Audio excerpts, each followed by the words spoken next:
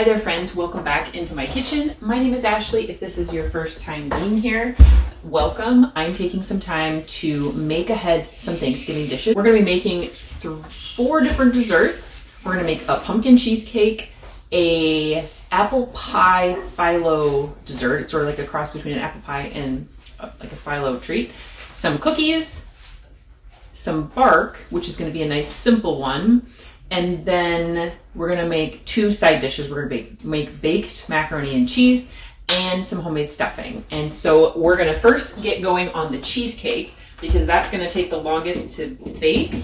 And then maybe we'll knock out the bark because that'll be nice and simple and it doesn't require the oven. So let's get going. Making ahead Thanksgiving dishes might not seem like the most common way to do Thanksgiving, but I really appreciate being able to spend quite a bit of time not cooking on Thanksgiving, and I like doing things ahead because then you can just enjoy the day so much more. So we're going to get going on a graham cracker crust.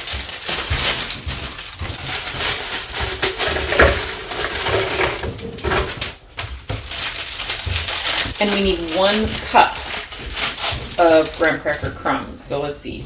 1, 2, 3, 4, 5, 6, 7, 8, 9. So we'll start with about 14 crackers and see if that will give us a cup.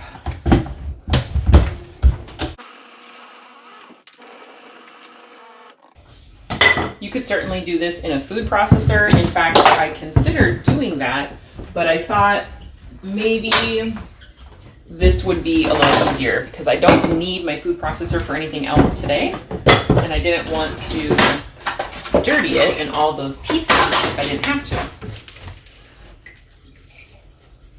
So we'll go ahead and measure a cup, a little heaping, more than I needed. So if you are going to be making your graham cracker crust, you could probably just start with 1 package, and that would be plenty. I'm just using honey graham crackers, but you could probably use any kind, like the cinnamon ones. We're actually going to be putting a little cinnamon and sugar in the crust, so that might work really well to not have to add any extra ingredients, but you could just put it just right on in. Oh, that's at least another cup. So you maybe even could start with 7 or 8 graham crackers. You know what? My recipe actually calls for 14 graham crackers. I know I saw a recipe that called for a cup, and I must have been confusing that in my head. So some recipes will call for different amounts.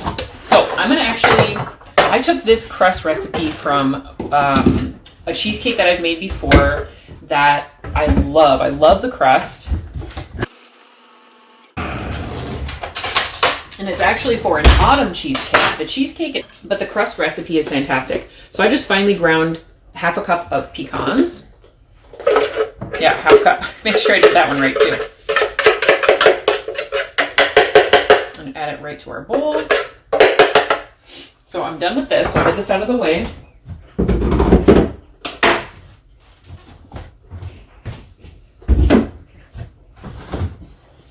This is what we've got so far. Now to this, we're going to add our 3 tablespoons of sugar. Okay, we got my tablespoon out for the sugar, 1/2 teaspoon of cinnamon,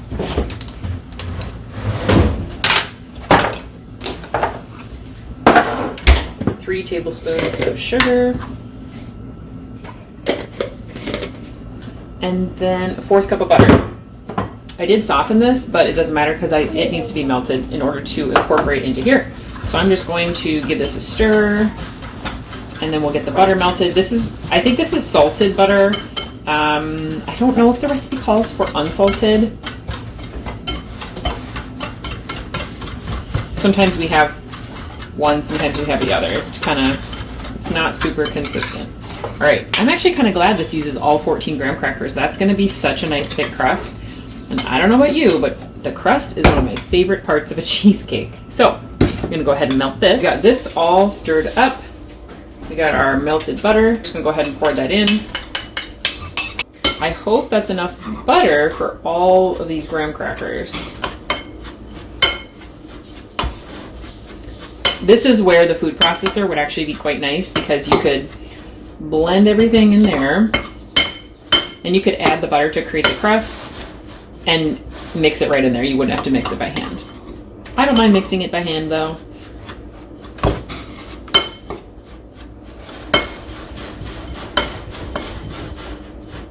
All right. I don't know, do we think that's enough? It's been a while since I have made cheesecake, to be honest, and I think that's maybe a little bit too crumbly. I'm gonna add some more butter. Okay, before we went any further, I went ahead and preheated our oven to 350 degrees. And so that's ready to go, because we're gonna be pre-baking this crust. So I thought, before I get this extra butter stirred in, and before we get it in the pan, that'll give me a little time. It was actually, I'm drying the breadcrumbs for the stuffing. So it was already at 170 degrees, so it doesn't actually have to heat up the whole way. But the breadcrumbs are taking a really long time to dry out, and I think it's probably because I made homemade bread for it, and it was a no-knead crusty bread. The bread turned out so great. I used a grain called kamut. I actually recorded the process of making it. I fresh ground kamut berries and used half kamut, half, I think that's holding together a lot better. So that was an additional 2 tablespoons. So I use half kamut, half flour, half all-purpose flour, and that classic Dutch oven no-knead bread recipe is what I used, and it turned out fantastic. This is my springform pan. It's nice and deep, but I don't know the diameter. I'm guessing that's 8 inches. So let's go ahead and press this right in. Oh, the other thing I did is I cut a piece of parchment paper to fit the bottom. So I just thought that would ensure that I can remove it really nicely. I've never had an issue with this pan, but I thought I would do it. The other thing I did right as I was preheating the oven, wow, this makes a lot of crust. The other thing I did when I was preheating the oven is I put in a baking sheet on the rack lower than the one that I will have this on. And the reason I'm doing that is, I've never really had a huge issue, but I don't like when the cheesecake crust gets too dark. And so in order to kind of combat that possibility, I put that pan there to help kind of divert the heat. It will help make it so that it doesn't get too dark. All right. Sometimes working with your hands is so much better because you can feel things. I feel like my sides are thicker than the bottom. Maybe that's okay. It's still a quite crumbly crust, even though we added extra butter. I'm just gonna kind of go around and pat this.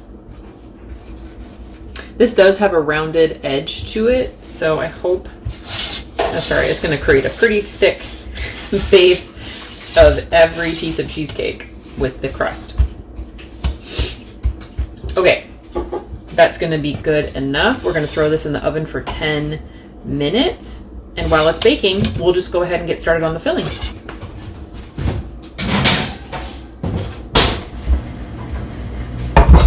So to get the filling made, I'm going to get this mixer out. You could totally do it by hand if you don't have a mixer, or if you had a hand mixer or anything like that. Again, even a food processor would work really well for this. I don't think that there's too much filling. You'd need a big one, but it could work. I am going to put in three blocks of cream cheese. And this is 24 ounces. I took it out a couple of hours ago, so it is sort of warmed. Not completely, but it is warmer than it would have been.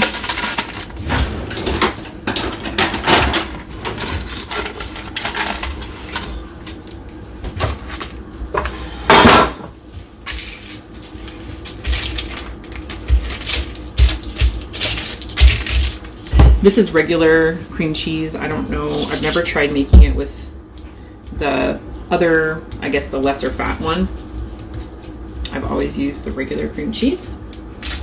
And this, I should have mentioned this, but it's going to be a pumpkin cheesecake.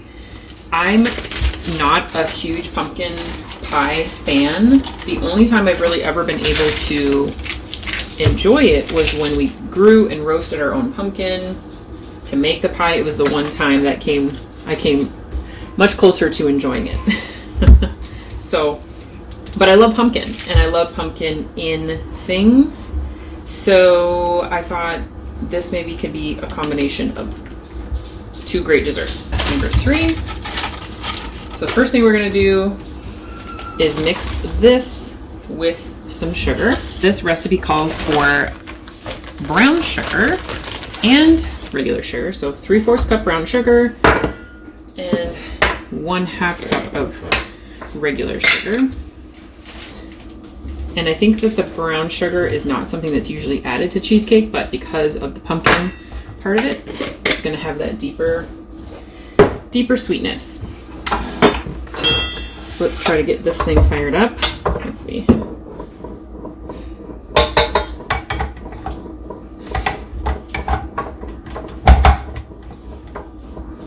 Okay, this is gonna go for 1 to 2 minutes just to get really good and mixed, and then we'll sort of stop part way and make sure that everything's getting incorporated.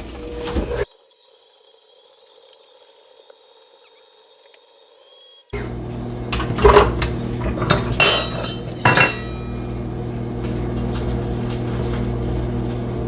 feel like that's mixing together really well, and I smell the crust, but it still says 3 minutes. I don't know, do you notice that you can tell when something's done just by the way it smells? I find that I have gotten good at that. All right, now to this we're going to add, oh, I didn't get 2 more things. We're gonna get some sour cream. I have found that most cheesecake recipes that I absolutely love call for sour cream. Not all cheesecake recipes do. So this is going to be 1/2 cup. I'm going to eyeball it. Then some vanilla. Calls for a teaspoon and a half.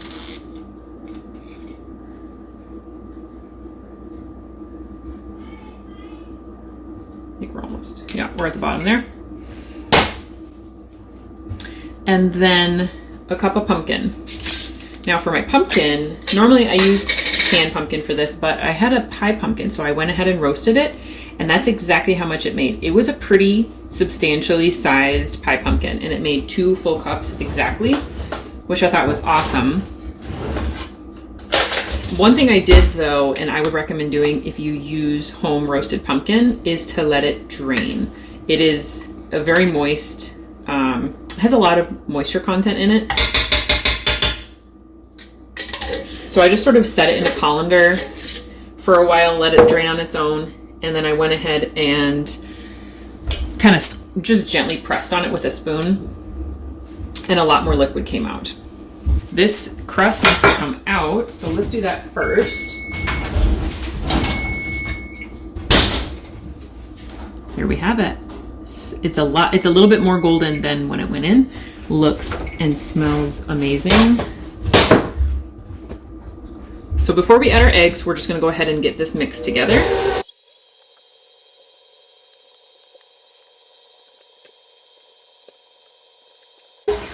Okay, that looks pretty good. I feel like it mixed together again just really, really well. Sometimes this is new to me, and sometimes the mixer doesn't get everything, but everything is incorporating really nicely here. So it's kind of goopy. All right, we're gonna add 3 eggs one at a time. We've got 1 from our eggs, 1 from a person in town that we buy from, and then a store-bought. This one's supposed to be organic, and I'm telling you, they are just not that good. The yolks are so pale. our yolks are somewhere in between. The people who we get eggs from, by far, have the best looking eggs. Their yolks are just so dark and rich. Ours are somewhere in the middle, and those store-bought ones, again, even though they're organic, they're just kind of not super there. Now we'll do this one. You can see how pale it is. And I'm telling you, the flavor. Look at that. You can hardly even see it. It makes the most pale eggs. They're almost unappetizing. All right, and then the last one, and we'll see if you can see how bright this one is. Look at how dark that yolk is. All right, get this one incorporated. We added our pumpkin, right? For some reason I was second guessing myself. All right, get all that goodness off of the tool here. Let's go ahead and, actually, you know what? I'm just gonna scrape the sides down really quick. Yeah, see, there's a little bit in there that didn't get incorporated as well, but just a teeny. But as long as I just do this, then it won't be non-incorporated in our final cheesecake. It smells amazing though. I mean, it's well, cream cheese. I mean, I love cream cheese, the vanilla, the pumpkin, and then of course you can smell the crust baking. Oh, it smells so good.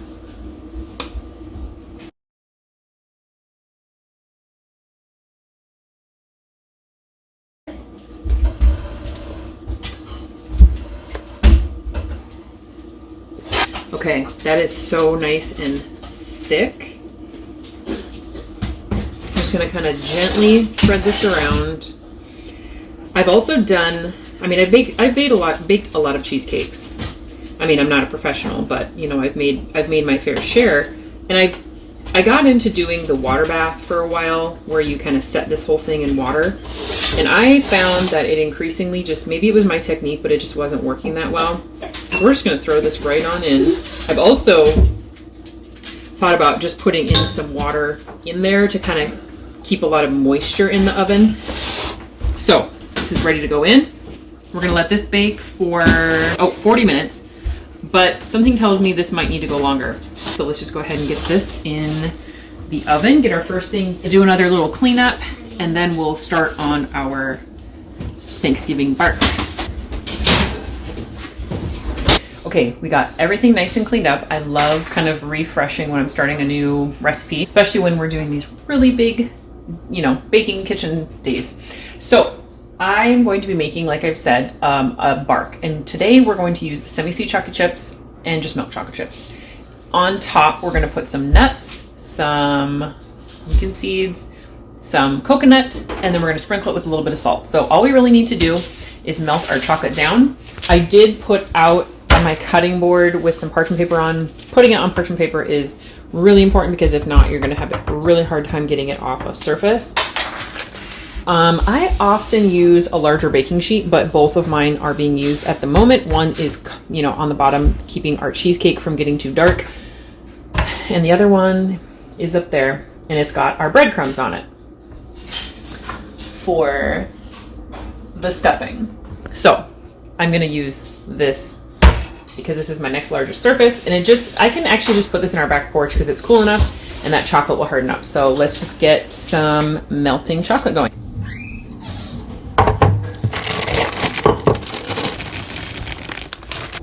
So before we I'll get our chocolate chips going in just a second, melting, but I want to first roast our pumpkin seeds and our nuts. And then once these start popping, I'll start stirring.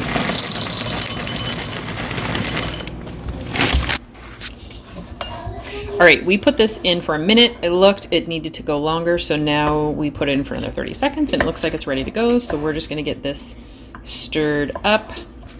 We put some milk chocolate chips in the smaller bowl because we don't use as many of those. These are starting to pop.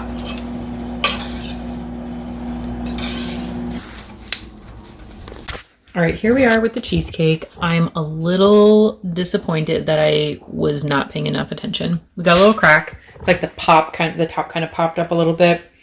And I hope that it's not too dry. So it's gonna kind of keep cooling in here like that. Leave the door open. Okay, so we got the pumpkin seeds out, but we are going to just leave them there for now. I'm going to get some cashews on this pan. I turned my pan down a little bit because it was starting to kind of, well, get a little hot. And these are just raw. The pumpkin seeds were raw. These cashews are raw. So we're just kind of toasting them up to get them some nice flavor. So first we're going to get the semi-sweet chocolate onto the parchment paper.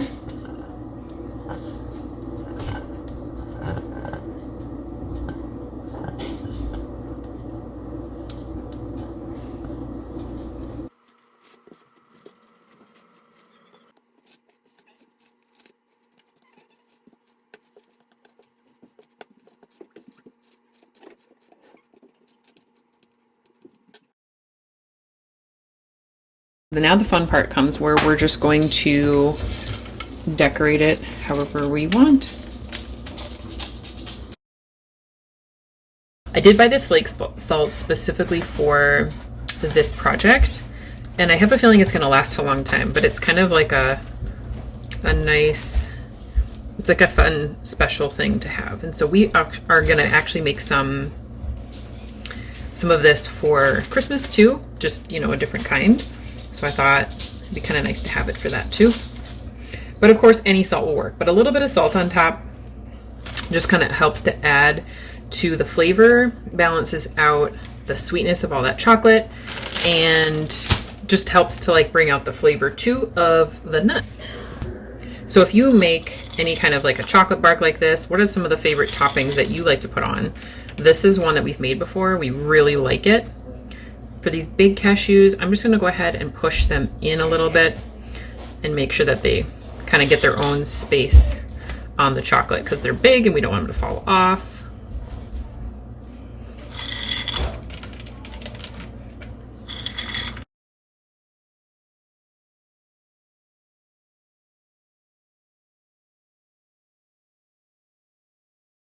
Okay. We should be good to go. We will put this in our back porch until it is quite firm. So for our next recipe, we are going to make an apple pie inspired dessert that instead of using a pie crust is going to use phyllo dough. And I've actually done this recipe before on this channel in the recipe in full. So if you want to look at the full recipe and how it bakes out, I can link that. I can link that video. So we will not be baking it today though. We're going to completely assemble it just like you would a pie and then freeze it assembled. And then probably the day before Thanksgiving, take it out, put it in the fridge, take it out of the freezer, put it in the fridge, and then bake it. And it'll be super good. This is one you want to bake fresh. You don't want to bake it and then freeze it. I mean, it might turn out okay, but I feel like it would turn out better by doing it the way that we're going to do it. So I've actually never froze it before, but based on how other recipes go with this type of, you know, with the phyllo dough as an ingredient, baking after being frozen is usually how the recipes go. So for all of these Thanksgiving dishes that I'm doing today, I am following some recipes, but not others. I often cook and bake without using a recipe. If I've done something enough times, I kind of know about the balance of different things that I will want to use. So that's what I do. Or if it's something that I've done before, or if it's something similar to what I've done before, then I'll kind of I'll look at a few different recipes and see what kind of ingredients are used and find the right balance for us, because recipes vary so much. I'm trying to find a recipe for the pumpkin cheesecake. There were so many, just so many. And each one's going to tell you to do it differently, different bake times, different amounts of literally everything. So I think when I'm looking for a good recipe, I try to think about recipes that I've used in the past that I've liked and try to find ones that fall into a similar ratio of ingredients. And like I said, for the pumpkin cheesecake, I actually used a crust from a pumpkin cheesecake that I've made, or a cheesecake that I've made before that I really, really like. But then for the filling, because I haven't done a pumpkin cheesecake before, I had to do a little bit of research for that one. I also have a Thanksgiving guide if you don't want to like be digging around for recipes and you're wanting everything kind of laid out for you, including, well, let's see, I have a 2-day guide for Thanksgiving, which includes Thanksgiving meal, but also a few other meals that, because you might have company or you might be somewhere where there are going to be more than just Thanksgiving meal involved. So it gives a couple other meals, maybe a couple breakfasts, lunch. Anyway, you can go to the website and look. If you just go to the maincitysaid.com website, it's just right there. And it's the Thanksgiving guide, 2-day guide, and it'll tell you in the description exactly what's in, how many meals are in there. And it's also going to give the recipes for all the Thanksgiving dishes.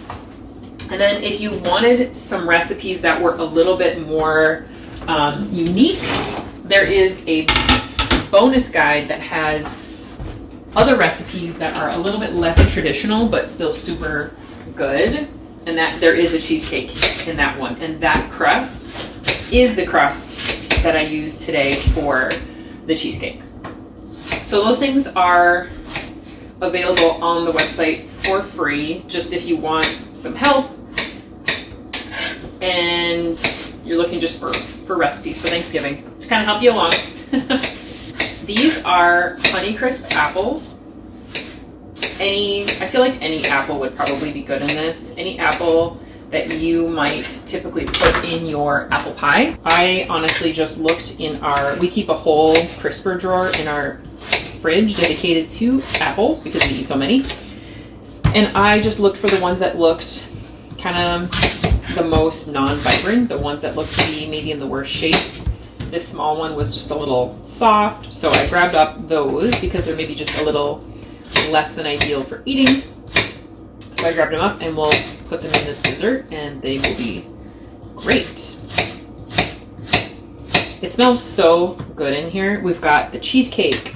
We've got those nuts that we're roasting. It's like, holy moly, and it's only gonna get smelling even better. All right, so this is where it comes to where you can really do whatever you want. I'm going to add all these apples to this bowl. And again, I don't even know how many apples that was. Often when we make this, there's so many extra apples, so I went a little smaller on the apples this time. I'm gonna add these walnuts. You could add pecans, pistachios, literally any kind of anything you want, or it could just be apple. A good amount of cinnamon, dash of salt, dash of vanilla. Any kind of citrus would be really good in here too. If you did lemon or orange in particular, those would be super good. I'm actually going to add a dash of brown sugar too. Okay, I added a couple tablespoons of brown sugar. This is such a freestyle dessert. And my husband's actually the one that makes it more often. I requested it for my birthday one year and it turned out so amazing. The only thing is that it is extremely hot when it comes out. So it has melted birthday candles on more than one occasion, as hard as we try to wait. I'm gonna add a little nutmeg and allspice because I have both. Little nutmeg, little allspice.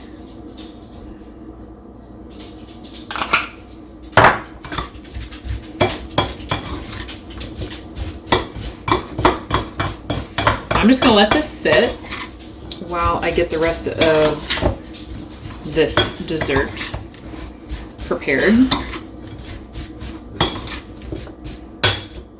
Make sure everything's nice and stirred. Okay, now this takes phyllo dough and I actually forgot to take it out.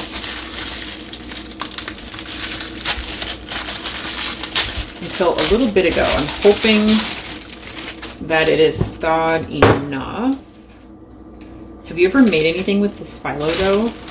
I just think it is so yummy. I mean, it's covered with butter, so that's why I love it. Oh, perfect. Ah, look at that. Perfect. Sometimes it can be a little finicky though, especially if you've already opened. Okay, I feel a little bit of frozen. I'm just gonna set it on the stove for just a second because it's really warm still from the cheesecake. I'm just gonna set it there while I get the pan out that I'm gonna use. I'm gonna clean up some of these spices while I give that dough just a chance to thaw, just a teeny bit more, and then we'll get layering our phyllo dough.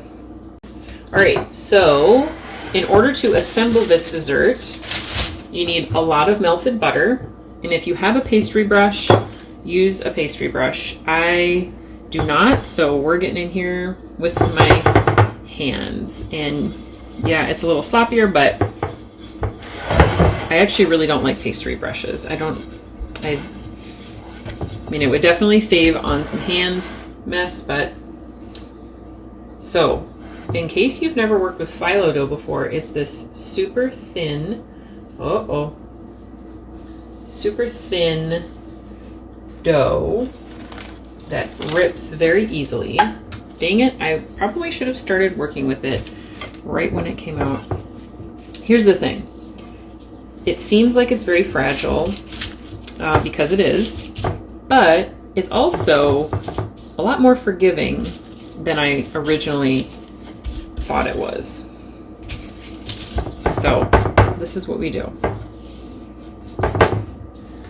And okay, these sheets are sticking together.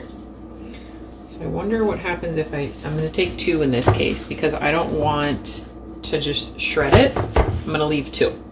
Again, it's forgiving, and maybe some people would see this and, you know, their jaws would drop to the ground. I don't know. But this is what I do, and it usually turns out really tasty.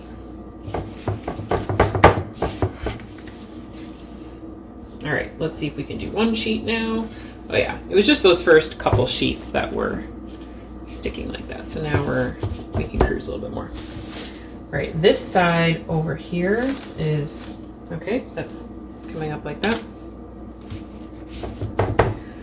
Now, all of these thin papery sheets, when coated with a little bit of butter, they just like melt in your mouth. It's like maybe you wouldn't even need filling. You could just phyllo dough. Phyllo dough with some cinnamon and sugar. That would actually be really good.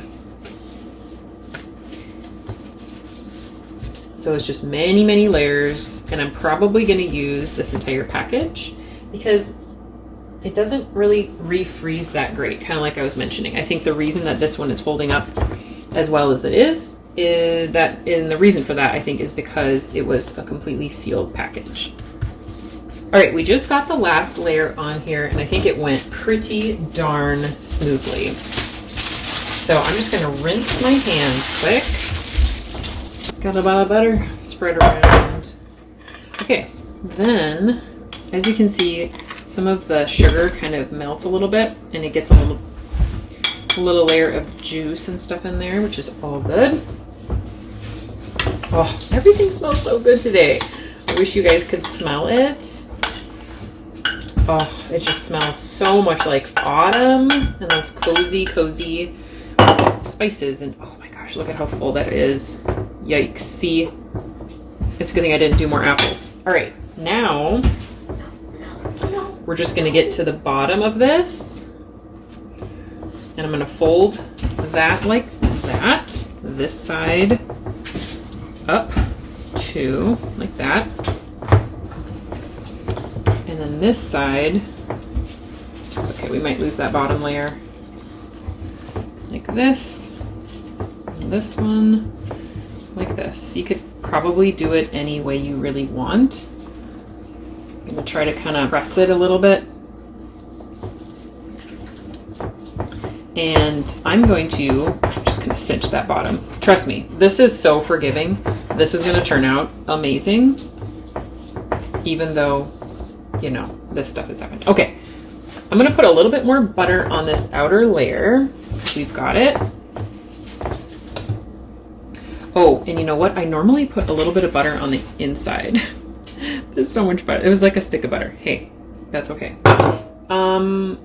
So if you don't have extra butter, I'm just gonna put it all in. You can just put some butter pads right there. All right, now we're gonna freeze this just as is. And I'm trying to think, I was trying to think of how I could hold it together while I freeze it, but I'm not going to. I'm just gonna go put a little parchment under this and freeze this just the way it is.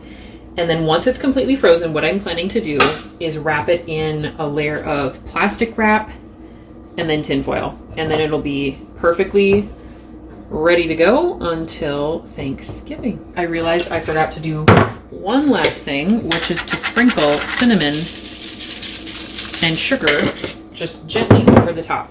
You don't have to do this. You don't have to put cinnamon. You could just do cinnamon or any of the spices that you like, anything that was in here. Again, total freestyle. All right, now we're ready to go back in the freezer. All right, this is hardened and ready for us to cut up. You could break this apart if you want. It is, I do recommend waiting until it's not completely hardened. If it has a little bit of give, you actually get you have more control over your cuts. If it's so hard, when you cut it, it just kind of snaps all over the place. So this is actually perfect. Look at that. Nice cut, nice and thin. It's cutting just beautifully.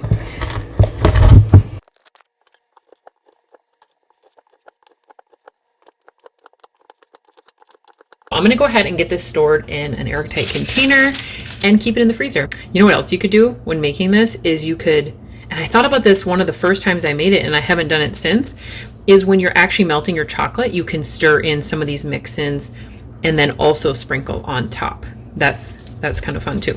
Okay, some of the things that we're making today, I can't sample because of the cheesecake and the apple thing isn't even baked. So I can taste this, we'll sample it.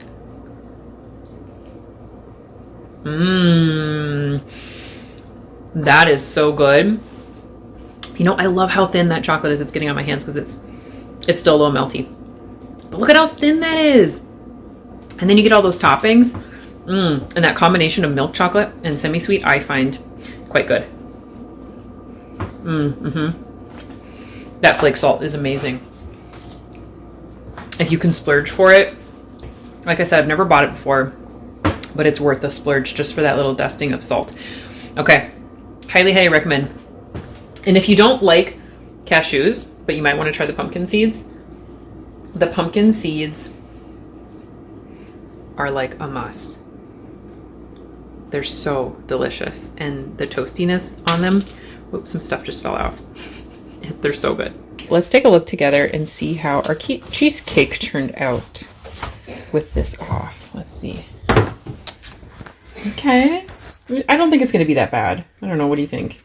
I don't think we should scrap it by any means, but it's just a little dark there. Yeah, I think it turned out great. So I can actually remove this from the pan, and just like we did the phyllo dessert, we can wrap it in plastic.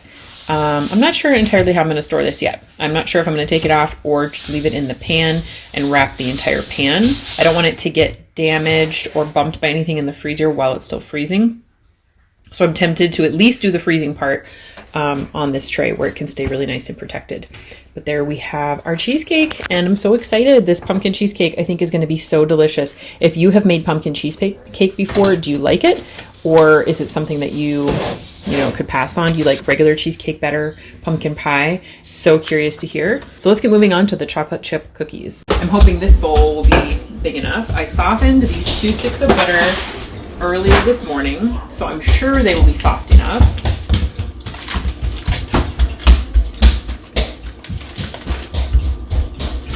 There's one. And you know, I often will make a chocolate chip batch of chocolate chip cookies and only use 1 stick of butter. And then it's not like a huge batch, because it doesn't matter if it's a half a batch or like a full batch, which is I guess what I'm calling this. We're gonna eat all the cookies. So just kind of I don't know, we make a half batch, we still get several each, and then we can just make another fresh batch whenever we want one again, which sometimes is just, you know, like the next day. So I'm gonna go with, I reduce the sugar in these recipes, well, in cookie recipes, in most of my recipes, in fact. So I'm gonna go in with a little less than a half a cup of each of these sugars, all those eggs. Oh, the other thing I'm doing with this cookie recipe that I thought would be kind of fun and seasonal is I'm gonna add nuts. I do, well, you know, I go in phases with it. Lately, I have not been adding nuts to chocolate chip cookies, but we're gonna add pecans today because I thought that would be super festive. So go ahead and get this mixed together. I could have used the mixer, but I just wanted to get it cleaned up and put away. And I'm just so used to making the chocolate chip cookies in a bowl, and it's super easy to do. I don't separate the dry ingredients and mess with all those little measurements and whisk it together and all that kind of stuff. I used to, but now I'm a lot lazier with it. I get, like I said, I get a little impatient sometimes. I just want to get stuff done. I like doing things homemade, but sometimes I don't like to mess with things that I feel like maybe are unnecessary steps. And I already feel like I do a lot of things from scratch. So in areas where I can eliminate steps, I think that I'll go ahead and do that. But I just added the vanilla and 2 eggs. So I'm putting some flour in. That should be pretty good. Now, one of the things that I do personally when I make chocolate chip cookies is it is a time saver. So that's probably why I like it. But I also think that it prevents over mixing the cookie dough. Is I go ahead and I put in the sort of mix-ins with the flour. So we've got our chocolate chips there. We're gonna get these nuts chopped up.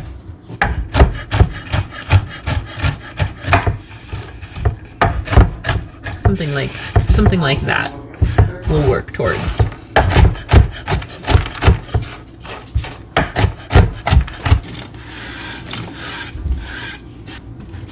And we'll go ahead and get this mixed in.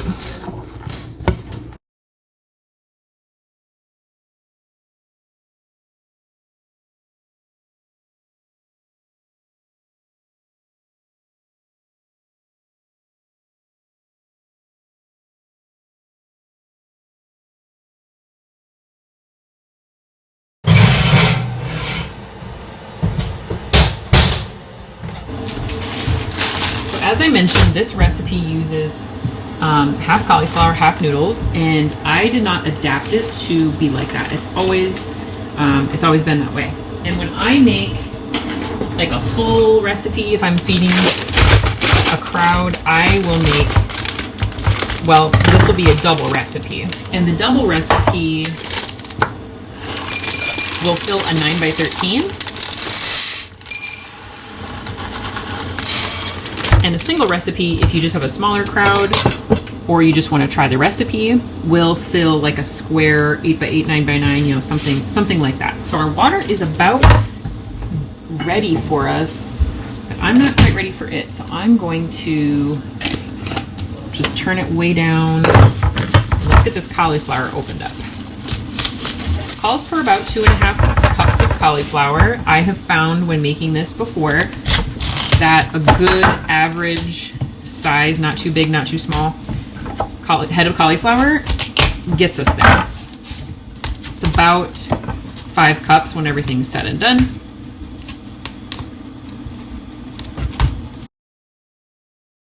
I like to chop this really quite small. Obviously, you don't want it to all be like this, but I do chop it quite small because when you're eating this macaroni and cheese, okay, like we've served this to a lot of people before. I mean, a lot of different people before. It's not just the same people eating it over and over. And kids love this, like absolutely love it.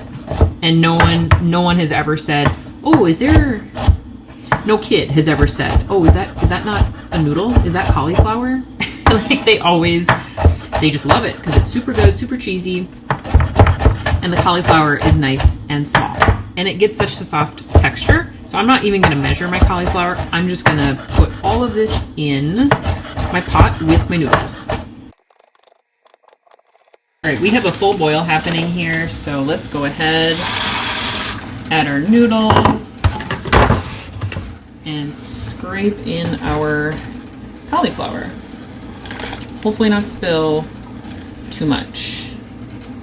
The other thing that's nice about having the cauliflower in this dish is that it doesn't stand out the way that like broccoli would in terms of its color. So like I was mentioning, people don't, like especially kids, don't notice that it's not noodles because the color matches.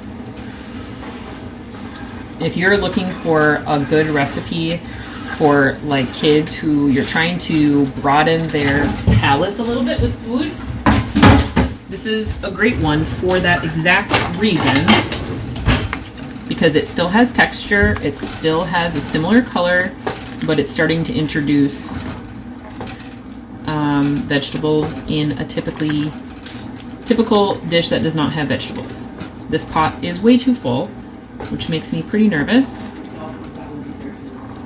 But we are actually going to cook these noodles to al dente because they're going to be baked. So in this pan, I think I'm going to get our sauce going. I'm going to start by putting in some butter. That's 4 tablespoons, which is also 1/4 of a cup. And when we made our bread for the stuffing, I had a little extra kamut flour that I freshly ground from those kamut berries. So we're going to go ahead and use that as our flour. But you can use all-purpose, gluten-free, like literally any kind of flour works. Okay, we've got everything yelling at me right now. Our noodles, I'm gonna let those wait. Check on. Okay, the cookies are starting to brown a little bit on the top, so I'm going to pull them out. Our butter is ready to go.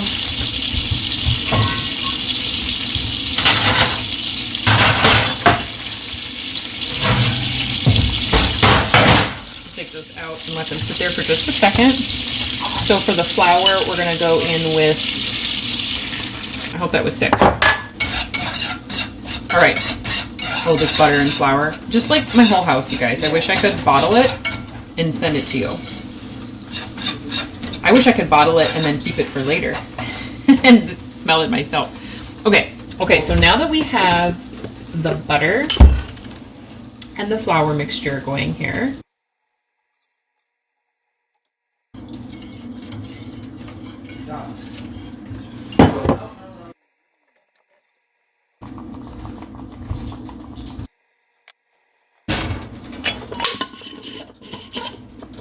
okay, now that we've got the milk added to the cheese sauce, I'm also getting nervous about the size of this container. I'm gonna add some salt. And I usually always have nutritional yeast in my house, and I don't today. I do have it, but it's flavored with a few things. It's flavored with, like, I have a dill one, and then I have like a nacho one. So I don't want our mac and cheese to taste like that, but dang it, it adds such a great flavor. I will definitely not be missing out on in this recipe is some mustard. I love Dijon mustard. This yellow mustard is mustard that we canned. And so I'm gonna go ahead and put a good dollop of this in as well. I'm actually really wanting to try canning Dijon mustard. I don't know if you've ever tried canning mustard. I have a couple videos on the channel where I can mustard. I've done stone ground mustard, yellow mustard, and then in my cranberry video from last fall, we canned cranberry mustard. I'm trying to remember if there was something else in that title. I think it was just a cranberry mustard with like whole mustard seeds and things like that. And they've all turned out so great. And I've seen other people do Dijon, so I'm excited to give it a try. But for now, we've just got this. Normally I shred my own cheese. However, today I have pre-shredded, and I hope that it melts down the way we want it to. And if you had a mixture of cheeses, that would also be really good. We're just gonna keep it simple with cheddar. I'm gonna go ahead and keep stirring this until all of the cheese is melted.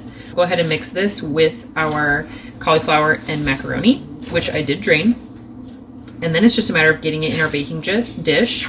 And I do like to put a breadcrumb topping on. I think that it adds such a great addition. So I gave our cheese sauce a taste. And I don't know what else you add to your cheese sauce, but I am really missing that nutritional yeast flavor. It's still good, but I'm just really picky about it because I've become so accustomed. So I went ahead and added a little bit of Parmesan too. I just decided that the linear flavor of the cheddar, it would just benefit with some Parm. And we had some, so we're going with it.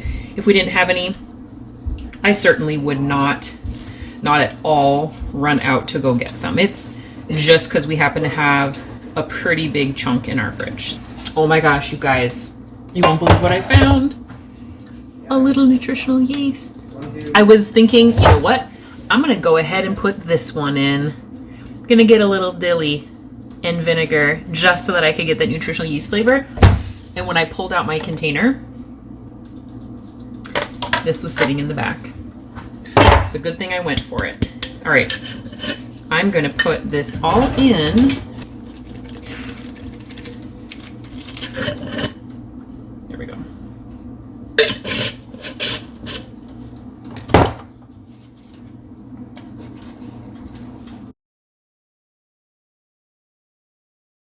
Okay, let's give these chocolate chip cookies a try.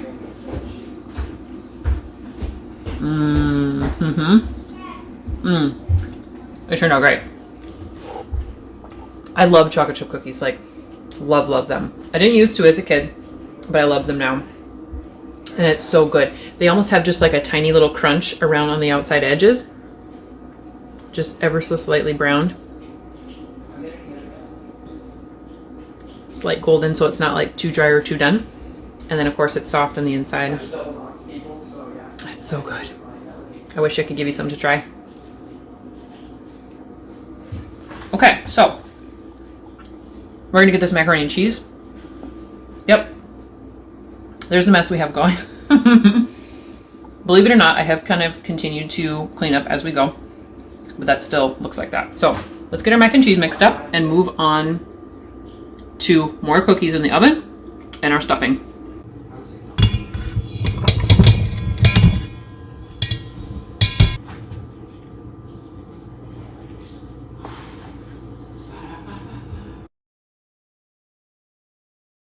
So to do the breadcrumb topping for the macaroni and cheese, you can use breadcrumbs.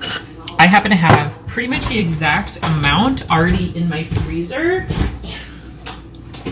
I like to try to keep breadcrumbs around if I can for meatballs and things like that. An Italian breadcrumb is going to be like amazing for this, but if regular is all you have, that's fine. You can leave it plain, or you can add Italian seasoning. That's what I'm doing right now. Italian seasoning, a little bit of salt,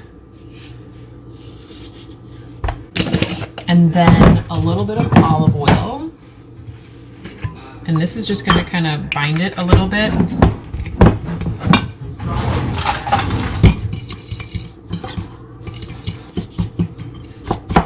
Add a little bit of Parmesan too, because I think that that is just appreciated by all. All right, good enough. Now let's get a pan and get this one behind us.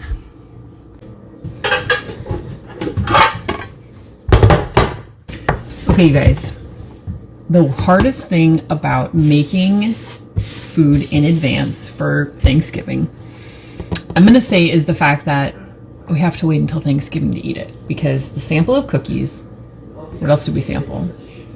The sample of the bark. It's so good. So let's get this packaged up so that we don't have to just sit here and look at it anymore. in this 9 by 13, I'm going to butter. You can tell I'm not afraid to butter with my hands because I do it all the time. And it's quick, it's easy. So I'm just gonna apply a thin layer here. If you wanted to use cooking spray, you probably could. I never use cooking spray. Even avocado oil, I just don't do. So we'll get this macaroni and cheese loaded. Oh my gosh, you guys. Smells amazing. And it tastes good too. We tasted the sauce, tweaked it a little bit. I'm trying to think if I added anything else after that. Nutritional yeast, and I don't think we did. Now, I'm perfectly fine. Well, let's see. I didn't want to use the fork for this. You could use your hand. I don't know why I didn't.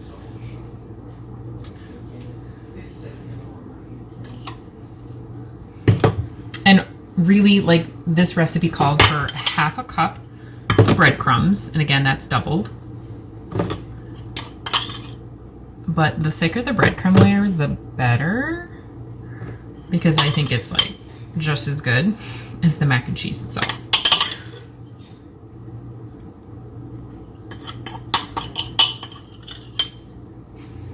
Okay, holy moly. It's like the mac and cheese smells so good. And then that addition of the Italian seasonings and everything, so good. I'm gonna let this cool down. I have 2 9x13s we're using for this project.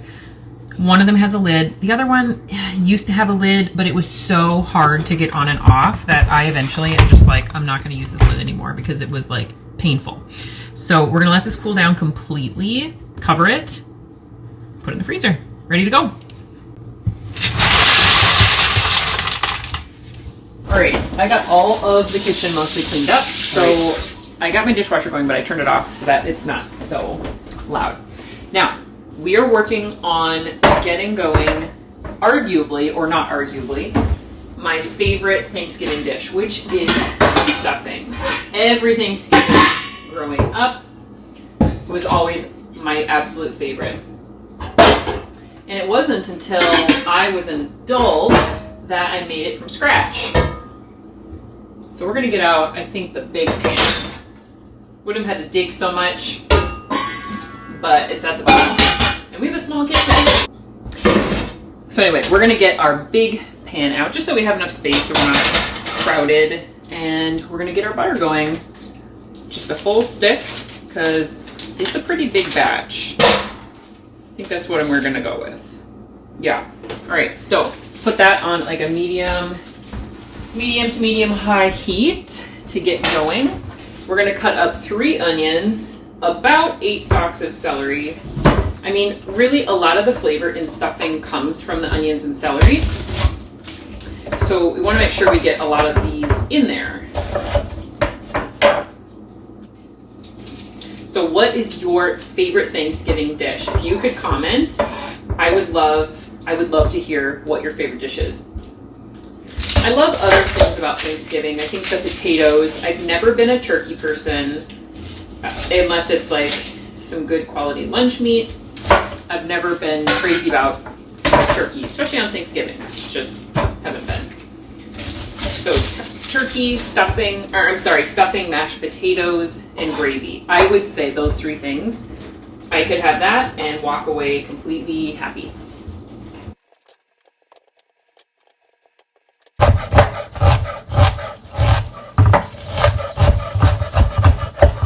I want to get these onions nice and small.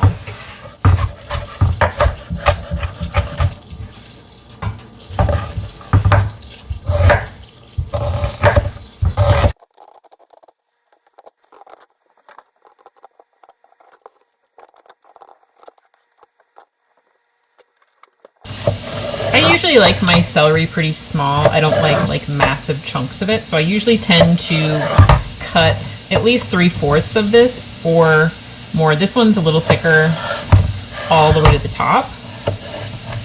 So we'll do that one a little bit more. And we'll just go ahead and get all this chopped up.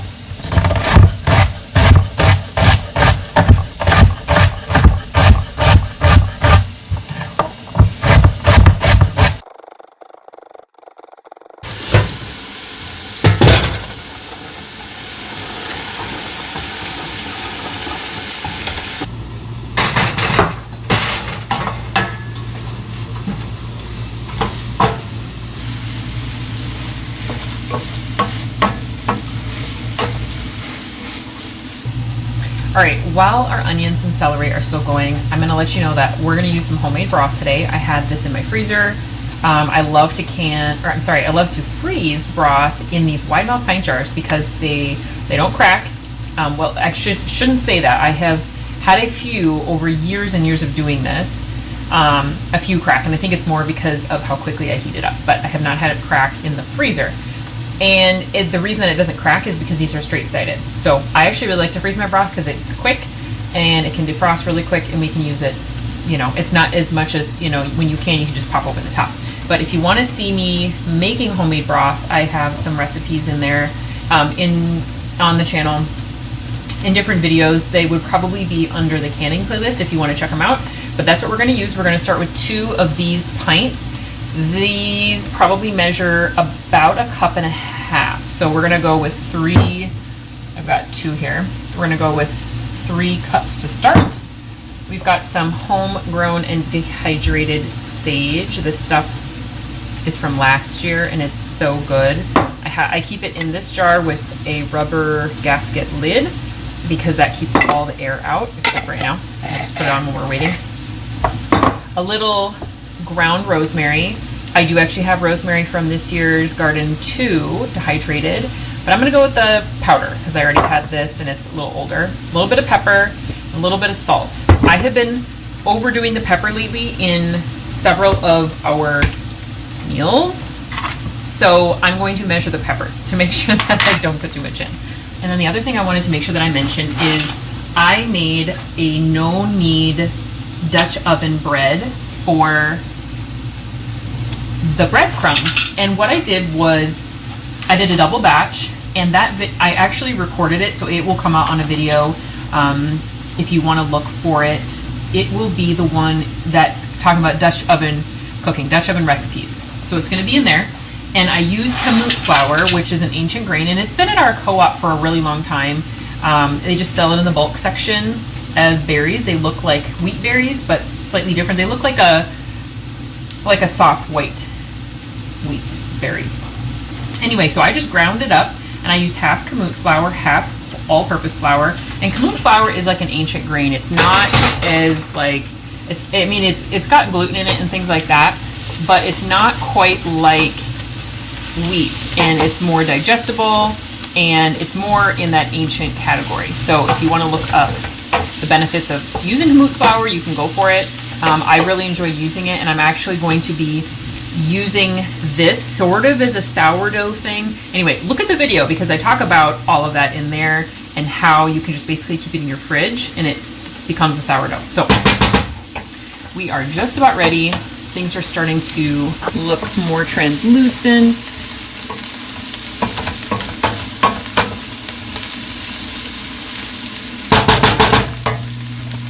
All right, we're gonna start going in with our seasonings. I'm gonna do okay. I shouldn't have measured that over the jar thing. All right, I'm gonna go with that. Hopefully that's not too much. I mean, like, I love pepper, but even I was like, okay, we need to back off. All right, all of this bread, all of the broth, which has no salt. I'm gonna start with 3 teaspoons of salt, which is the equivalent of 1 tablespoon.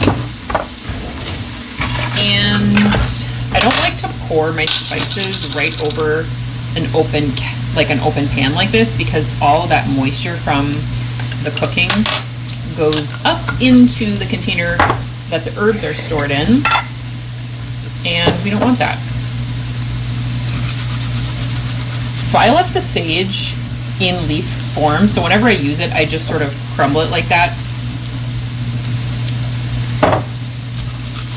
You could certainly use a poultry seasoning instead of individual herbs. I believe a poultry seasoning is a combination of the same herbs we're using here, sage, rosemary, and then it would also include marjoram and maybe thyme. So we'll see what this looks like. Remember, we are seasoning a lot of bread here, so we want this to be really souped up. Oh, garlic powder, forgot that. I don't like my stuffing, or I guess that's incorrect. This is dressing, not stuffing, because we're not going to stuff a bird. I don't like my dressing or stuffing to be too garlicky. That's just a personal preference of mine for this dish. And so I didn't put in fresh, and we're not going to put in too much dried either. Just enough to give it a little garlic. So I just chose to use this roasting pan here to mix the stuffing together. I could have used my bowl that we made. What do we make in there? We made something in that bowl earlier today. But I'm just using this roasting pan to mix this up.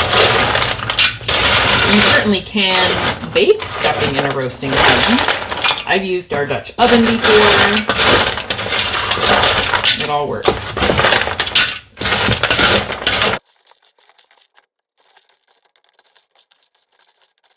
All right, I feel like that's pretty well combined for that. I'm gonna go ahead and put in that first quart. I don't know how much broth this is gonna take to sort of reconstitute these breadcrumbs.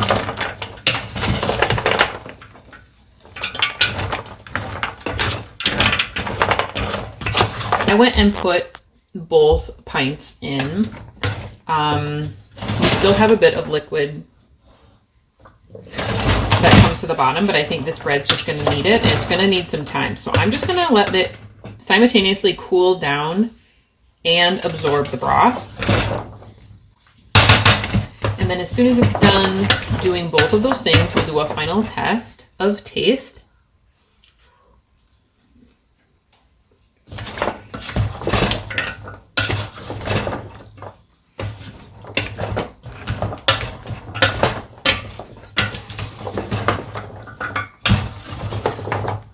And then we'll get it in our second 9x13 and get it in the freezer.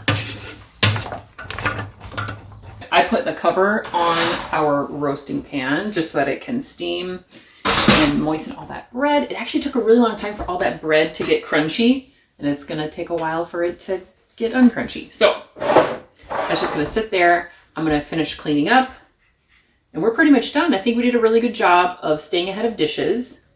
Things are not too messy. I just washed the pan that we sort of sauteed the onions and celery in.